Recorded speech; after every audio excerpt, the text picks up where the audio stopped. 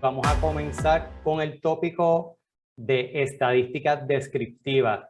Hablamos lo que es la importancia de la epidemiología, que es donde recopilamos esos métodos para recopilar los datos. Luego dialogamos por un instrumento que es la computación, especialmente el programa de R para manejar datos. Y hoy entonces vamos a ir a la teoría de estadísticas. De hecho, mañana es el Día Mundial de la Estadística, así que estamos en esta clase. Descriptiva es el primer paso para describir los datos disponibles. Es sumamente esencial. Va a ver que algunos de estos procesos son bien sencillos, pero si no pasamos por este proceso de describir visualmente y tabularmente los datos, no vamos entonces a poder avanzar en otro tipo de análisis. De hecho, no nos van a hacer sentido los otros análisis. Para describir los datos necesitamos conocerlos. ¿Qué significa conocerlos? Bueno, esto ya lo han escuchado muchísimas veces y lo menciono tanto porque es lo más importante. Es cuál es su pregunta de investigación, cuál es el objetivo de esa captura de datos. Luego, cuál es la estructura de los datos que tenemos, sus dimensiones, cuántas filas, cuántas columnas. ¿Por qué? Porque es el tipo de recursos de computadora que vamos a necesitar, a lo mejor hasta recursos humanos. Necesitamos solamente una tabla o una base de datos relacional. Vamos a entrar en capturar datos no relacionales o audio, video, etcétera. Esa dimensión de los datos que vamos a tener es sumamente importante, que va atado al tipo de variable. Y ese tipo de variable lo vimos la clase pasada. Si es numérica, si es categórica o factor, si es un carácter, etc. Y el significado y las unidades de cada variable. ¿Cuál es la definición detrás de recoger esa columna que a lo mejor dice gender o age? Es edad de quién, ¿verdad? ¿Es grupo de edad o es una variable íntegra? 1, 2, 3, 4, 5, 6. Cuando hablamos de unidades, es en millas por hora o kilómetros por hora o en mercurio, partículas por millón, etc. Es sumamente importante tener, antes de describir las variables, tener estos dos puntos claros. ¿Por qué lo estoy capturando y cuál es esa estructura? Que la estructura viene siendo dimensiones, tipo de variables, el significado y las unidades. Y a pesar de que estamos en un curso de estadística en la investigación de la salud, me gusta traer ejemplos de datos que son más palpables, ¿verdad? Que los podamos ver en el día a día, que los podamos sentir. A lo mejor que cuando vayamos a la calle podamos tocar lo que estamos midiendo. Porque diabetes muchas veces lo medimos sí o no. Presión alta, ¿cómo podemos visualizar una persona con presión alta? Así que hoy vamos a estar viendo un tipo de variables que no son relacionadas a la salud, pero cognitivamente nos va a hacer mucho sentido. Sumamente difícil, y está bien, es completamente difícil inferir cualquier cosa de una columna. De hecho, solamente sabemos que tenemos dos columnas y se llama speed y dist. ¿Y qué es eso? Realmente no sabemos. Por eso siempre es importante que cuando le entreguen unos datos a ustedes para analizar, debe venir acompañado de un diccionario del conjunto de datos. Siempre. Eso es esencial. Momento. Antes de hacer cualquier inferencia, lo más importante es tener ese diccionario de datos. Sí. Estas son variables, no son categóricas. Las dos variables son numéricas, pero discretas. ¿Y cómo lo sabemos? Por el objetivo de los datos. Y ese objetivo de captura de datos lo describe el investigador. Y este diccionario de datos no es el mejor diccionario de datos, pero es mucho mejor que solamente que nos entreguen esta información. Porque miren qué interesante. El título de investigación es la velocidad y la distancia que paran los carros. Así que ya nada más con el título pensamos, lo que está midiendo, lo que quiere medir el investigador es cuánto tarda en detenerse un auto dependiendo cuán rápido va. Pero miren qué interesante. The data if the speed of cars and the distance taken to stop. Ahí lo dice. Pero noten que los datos fueron tomados en 1920. Ahora hace razón, ahora tiene más lógica de por qué una velocidad de 4 hasta una velocidad de 25. En la época ahora de nosotros, un auto que vaya de 4 a 25 no tiene sentido. Pero si decimos, si ahora sabemos que el diccionario de datos dice, fue tomado en el 1920 cuando estaba iniciando los autos, ok, ahora me hace sentido que tenga un valor max mínimo de 4 y un valor máximo de 25 en la velocidad. Estos datos, 50 datos, ¿será suficiente para hacer algún tipo de prueba? Ya comenzamos a hipotetizar eso. Los análisis que se vayan a hacer, pues uno se puede poner creativo, pero lo importante aquí es no es analizar la base de datos CARS, sino entender la importancia de tener un diccionario de datos. Podemos tener otro conjunto de datos, en este caso diamantes, ¿verdad? Podemos ver lo que es un carro, podemos imaginarse, no, en el 1920 ahí tratando con un horsepower, ¿verdad? Con un caballo de fuerza y parando. Ahora vamos a hablar de diamantes. Y en esta base de datos de diamantes tenemos 53.940 eventos, diamantes. Información de esos diamantes, así que ahora decimos, oh, wow, esto es una base de datos robusta. A lo mejor podemos hacer algún tipo de análisis interesante. Pero tenemos 10 variables, carat, cut, color, clarity, sucesivamente. Pero nuevamente nos entregan esto, no podemos hacer absolutamente nada. Necesitamos el diccionario de datos. Y ahora sí decimos, ok, este es el precio, así que lo que el investigador está buscando es entender cuáles son las características que nos permiten establecer un precio de los diamantes. Así que es el precio sobre 50.000 diamantes. Round cut es un tipo de diamante particular. Y te da la descripción. Este conjunto de datos contiene los precios y otros atributos de aproximadamente 54.000 diamantes.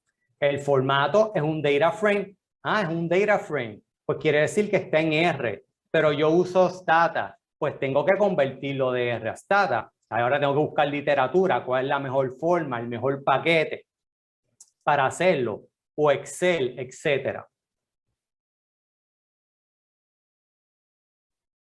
Price está en US dollar, en dólar americano. El peso, aquí cometieron un error, no nos dieron la unidad de peso.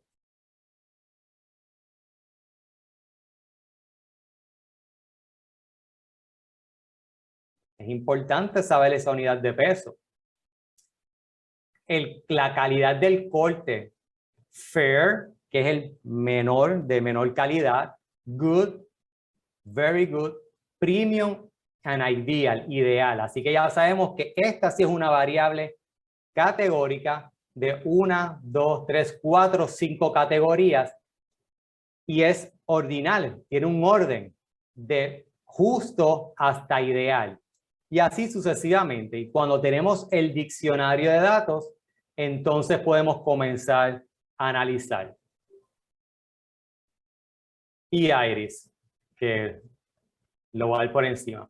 Entonces, ahora, pudimos ver los datos de una manera, sabemos que están en el ordenado, que tienen unas definiciones, y en los paquetes estadísticos existen unas funciones que me proveen de manera rápida lo que conocemos en estadística como estadísticas descriptivas, que la vamos a ir viendo poco a poco a través del día de hoy. Pero en R, si tú le pides un summary de los datos de un dato, te la describe. Y te la escribe de la siguiente manera. El valor mínimo, el primer cuartil, que es los primer 25% de los cuales se agrupan los datos, la media, que es el 50%, bueno, esta es la mediana, pero la media y la mediana es más o menos el 50% de los datos, los vamos a escribir ya mismo. El tercer cuartil, 75% de los datos, y el valor máximo. Y en R eso es lo que te describe, esas son las estadísticas que te describen. Así que ya tú sabes que en este base de datos CARS, el promedio, ese posible 50% donde se acumulan los datos, es en 15. El valor de 15. Aquí estamos. Y tenemos la distancia. Podemos decir que en promedio, la velocidad promedio de la base de un auto en el 1920 fue de 15 millas por hora. El tiempo que tomó, la distancia que tomó ese auto desde que pones el freno hasta que paró, en promedio fueron 36 pies. Y el promedio es básicamente lo que llamaríamos un valor esperado de los datos.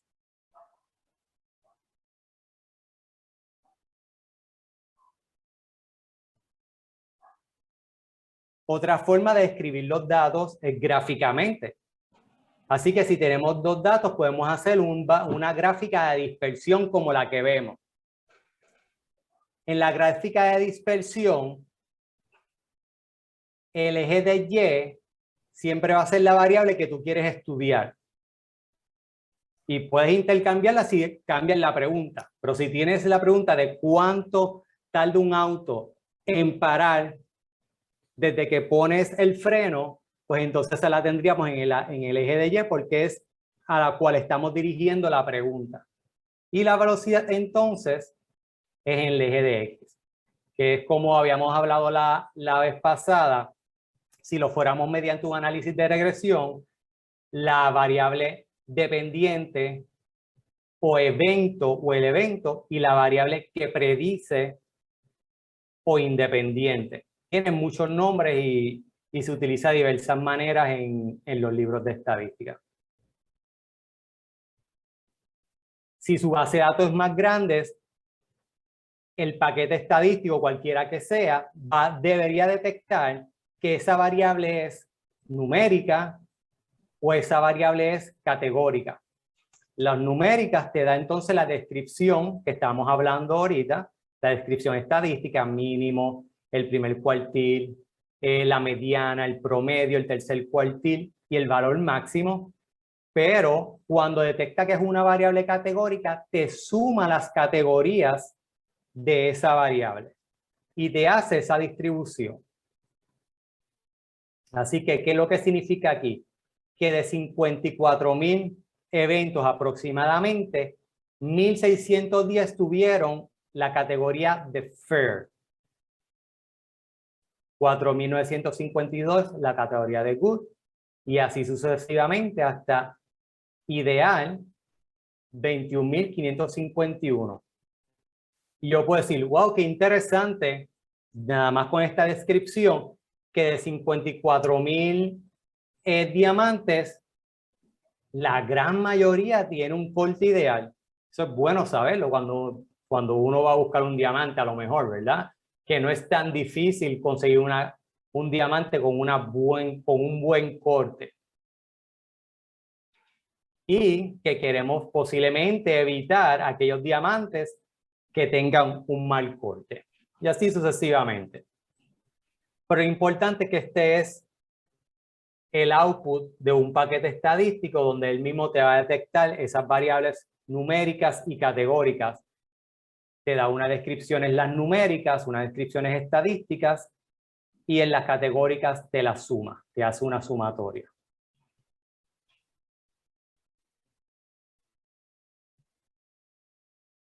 Ahora,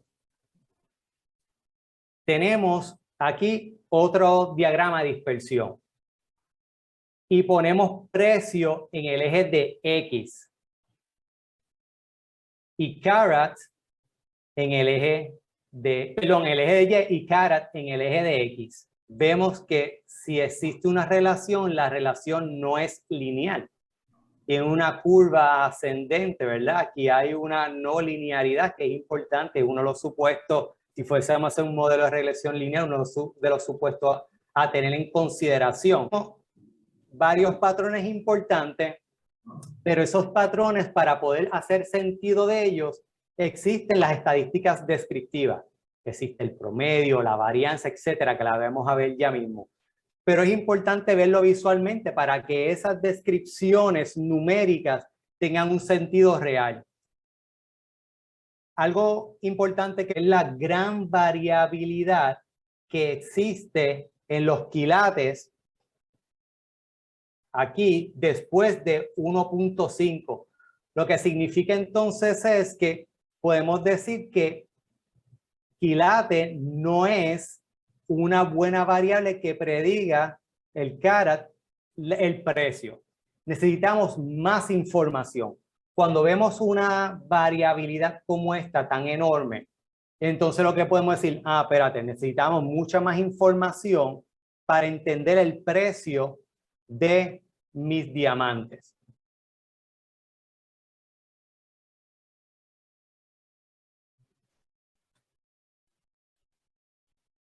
Y aquí entonces tenemos precio por quilate por un tipo de corte, desde fair, good, very good, premium, ideal. Pero ¿qué sucede? Que ahora se vuelve más complejo, es importante tener más información, pero entonces si utilizamos la misma gráfica también se vuelve complejo interpretarla. ¿Y qué puede afectar bien grandemente esas curvas? Valores extremos como lo que estamos viendo acá. Pero nuevamente, lo vemos visualmente, pero para hacer sentido, entonces utilizamos estadísticas más descriptivas. Vamos a comenzar a agregar, a buscar el promedio, a entender esa variabilidad. Lo podemos ver visualmente, pero hacemos sentido con la teoría, con la estadística, ¿verdad? Y aquí los agregamos por corte y vemos que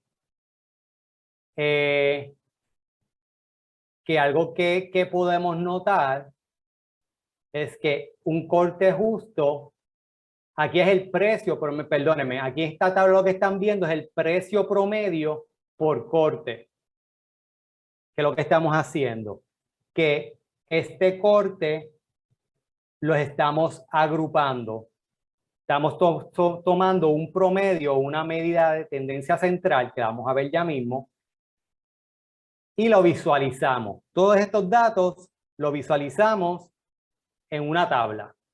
Vemos el ideal, 3.548, el promedio de precio para un corte ideal.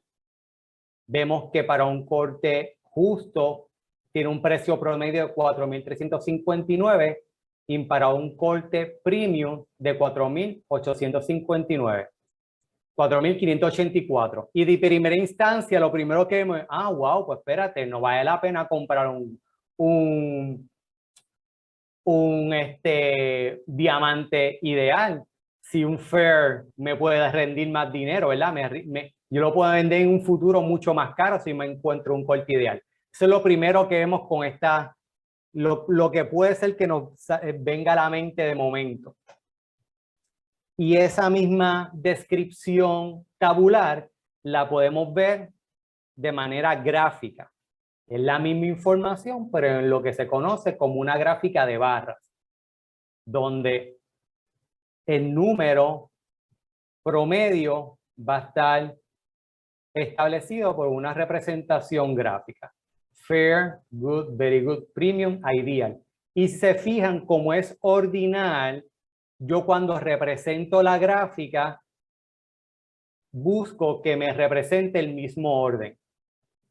Desde fair hasta ideal. No la grafiqué por orden del valor, porque no tendría menos sentido, al menos que quieras explicar algo particular.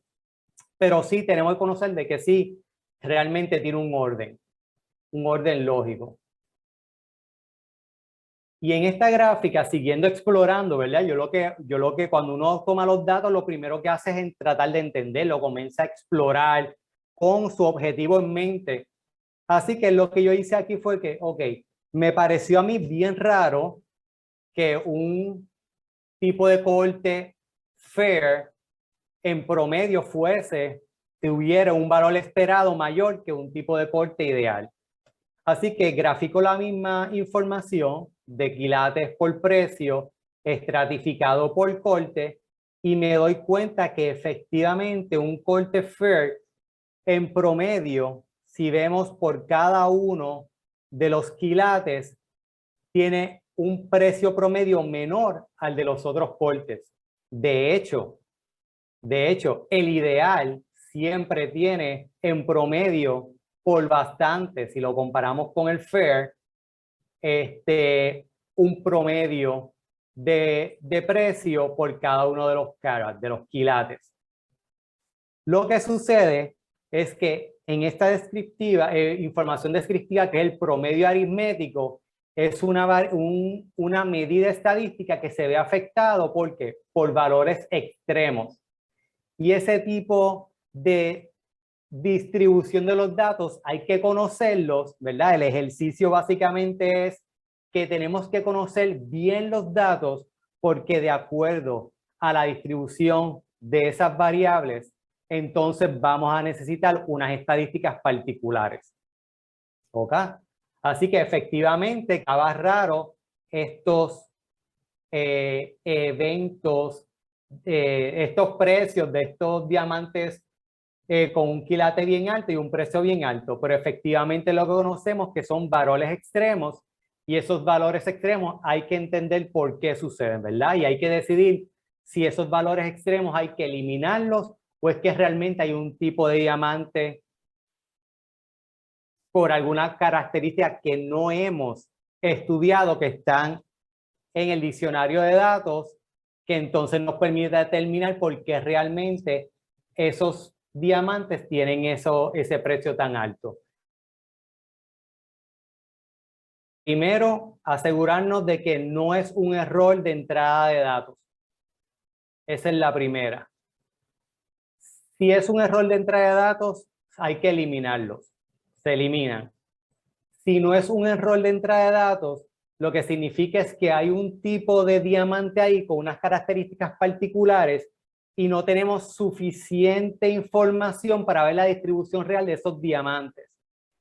Por lo tanto, mi consejo, y esto va a depender del grupo de investigadores, mi consejo en este caso es que deberíamos quitar, porque son más que 3, quitar estos diamantes, analizarlos, la información sin ellos para que no me alen tanto a las distribuciones, y entonces buscar más distribución de diamantes que tengan esas características.